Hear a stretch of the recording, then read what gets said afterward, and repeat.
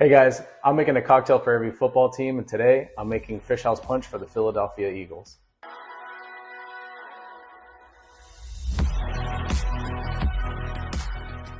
This cocktail dates back to 1732 in Philadelphia when a fishing society called Schuylkill, State of Schuylkill, aka Fish House, made a punch. George Washington did a toast in each 13 colonies when the United States became its own country, and it was said that he drank a lemon punch in Philadelphia, and he drank so much that he wasn't able to write in his diary for 3 days. The Fish House Club was said to be a gentleman's club about whiskey, cigars, and an occasional fishing trip. This is what I'm all about, so I'm very excited to make this punch. So traditionally this is made in a punch bowl, but today I'm going to make it in a single cocktail, but you can always scale this up to make it into a punch. All right, so I'm going to build this in a mixing glass over ice to replicate a mixing or a punch bowl that's going to have ice in it that's going to slowly dilute over time. So we're going to start off with a base of 2 ounces of black tea. I made this myself. There's nothing special. I just boiled some water, added tea bags, and let it cool down. I'm also going to add 0.75 of an ounce of lemon juice.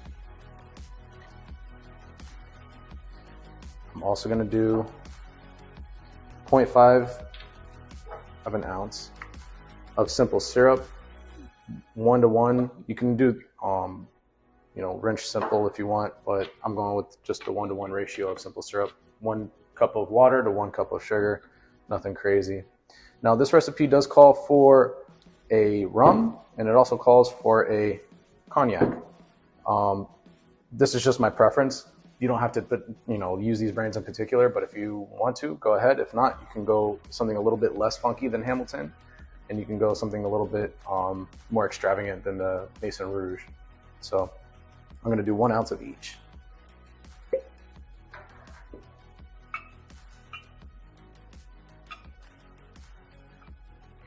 And yes, this is a boozy cocktail, so you want to make sure that you respect it, and know your guests are definitely going to be feeling this after a couple of drinks. Let's put a little bit there.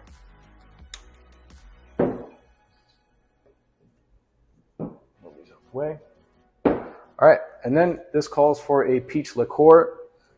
I didn't realize how hard it is to find a good peach liqueur. I was at the store and I was trying to find anything that had remote, high quality of some sort of peach. I didn't want to do schnapps or anything like that. So this is the best I can find. I know there's some brands out there that are really good quality, but this is the best I can find in my area. I got it for about $20. But if you find something better, use it. If not, I guess if you have to, use schnapps. And we're going to do a 3/4 of an ounce of peach liqueur.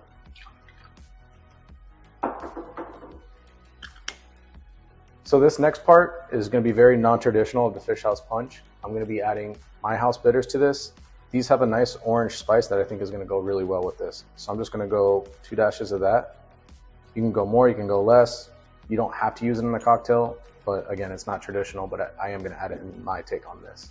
So since it's already kind of diluting in here, you don't have to spin it too much.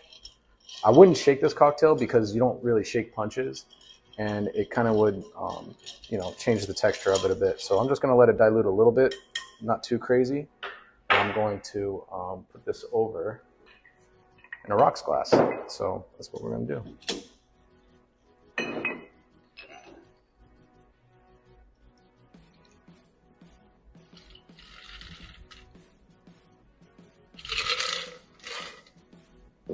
And then you can garnish it with a lemon wedge or a wheel or whatever you feel. And I'm just going to do this.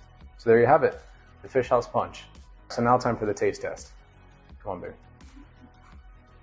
I'm going to take a sip first, and then you let me know what you think.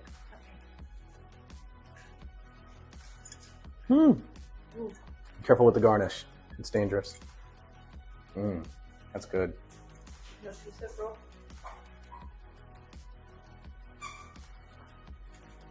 That's good, right? See, this is the best one. Yeah, for sure. So I had to make this a couple of times to kind of get it down right. It had The recipe that I found had a lot of lemon juice in it, and I didn't think that went well with this, so I cut back the lemon juice to about 3/4 of an ounce, and I think it really did some really good changes to it. You like it? Have another sip. That's really good. That's really good. That's really boozy too. So Yeah. if you're gonna make this, just maybe add a little extra ice to it to let it dilute over time. There is something that people do is they add a lot of ice to a punch bowl. So the more you get boozy, the more water dilutes into the cocktail, and it kind of rehydrates you when you're the most intoxicated. So And it makes it not as hard to drink. That's why. yeah, later on in the night, it Yeah. could definitely be. It gets like easier. Like sometimes it's too easy. This one isn't though. No, I think that's why you need to build it in the ice, because if you don't build it in the ice, I think it's going to be a little too strong, because you can't shake this. It's going to be weird if you shake this. Yeah. So I think it came out nice when you build it over ice and then give it a little stir and then put it over a nice rock. And he made this without the bitters earlier, and had me try the first one. Yeah. And I was like, it's okay. I don't really like rum drinks. Right. And then the second one, I'm like, I like this one better. Yeah, we usually do one cocktail without bitters, one cocktail with bitters, and we see which one we like. And then I tweak the recipe that I think would be more fitting for our...